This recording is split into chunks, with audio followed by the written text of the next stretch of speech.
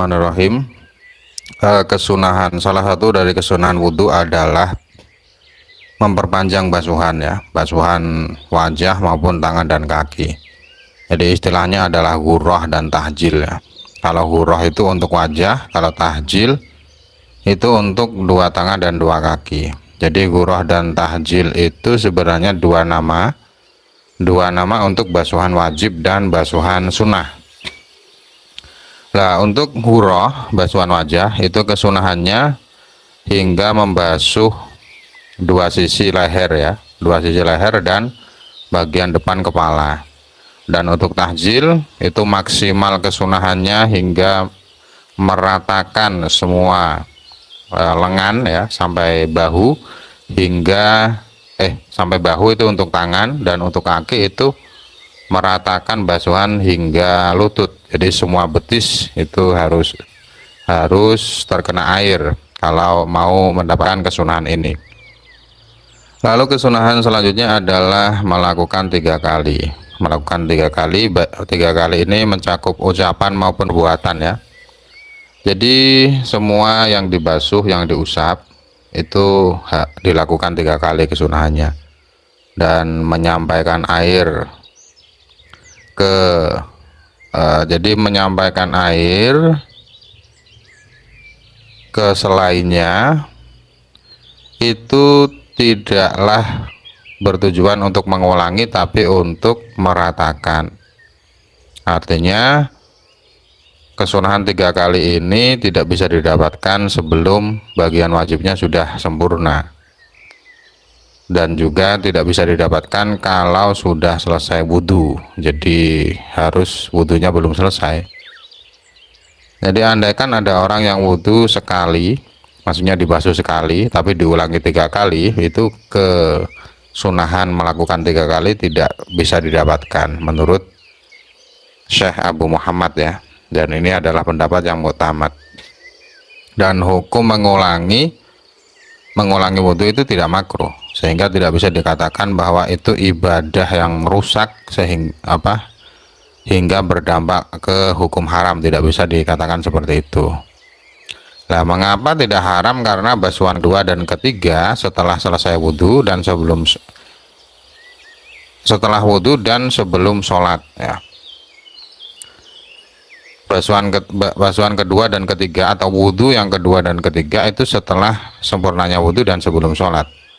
Karena Ar-Rawayani dan Faurani mengatakan atau berpendapat ya, mereka berdua berpendapat bahwa hal itu bisa untuk mendapatkan kesunahan 3 kali. Jadi wudhu 3 kali itu menurut beliau berdua, Rawayani dan Faurani, itu bisa untuk mendapatkan kesunahan 3 kali. Jadi pendapat ini yang bisa menolak keharaman melakukan itu.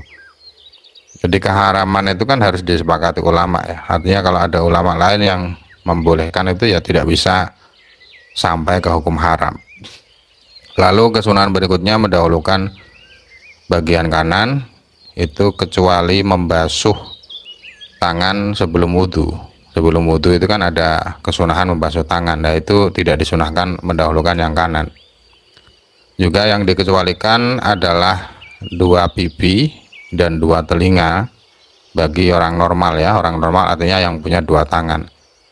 Dan untuk orang yang hanya punya 1 tangan, itu kesunahannya tidak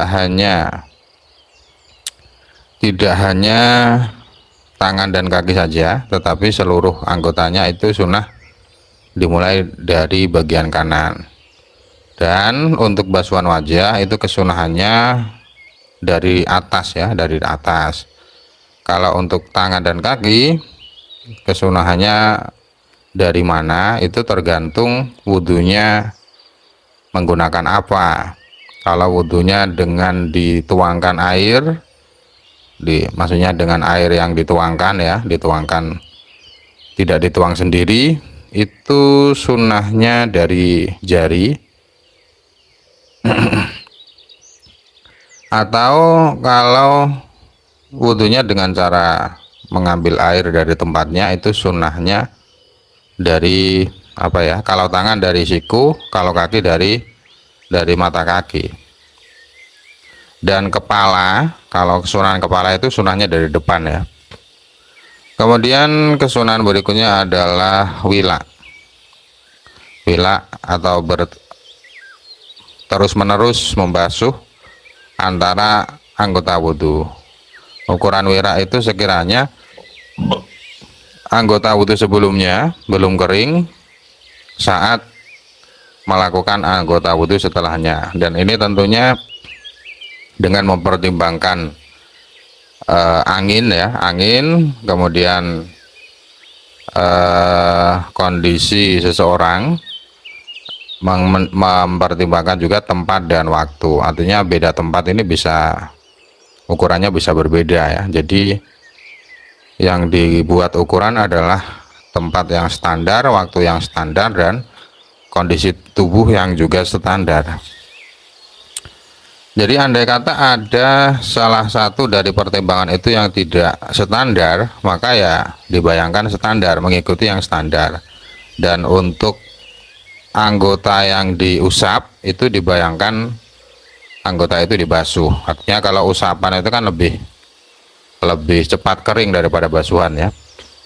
Dan penjelasan ini hanya terkhusus untuk wudhu orang yang normal, orang yang normal dan waktunya masih luas. Kalau wudhu bagi shahibud darurah, orang-orang yang hadasnya selalu keluar, itu mualah tidak lagi wajib, tidak lagi sunnah tapi wajib. Begitu pula bagi orang normal tapi waktu sholat sudah sempit, itu juga diwajibkan mualah.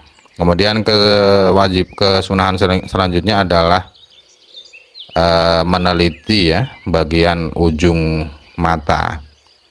Kalau ada penghalang air ke sana, jadi kotoran mata itu kalau bisa menghalangi air sampai ke kulit ya harus dihilangkan. Juga cincin ya, cincin itu kalau air sudah bisa sampai ke kulit yang ada di bawahnya itu sunnah digerakkan. Tapi kalau tidak bisa, artinya cincin menghalangi menghalangi air sampai ke kulit yang ada di bawahnya, ya hukumnya wajib.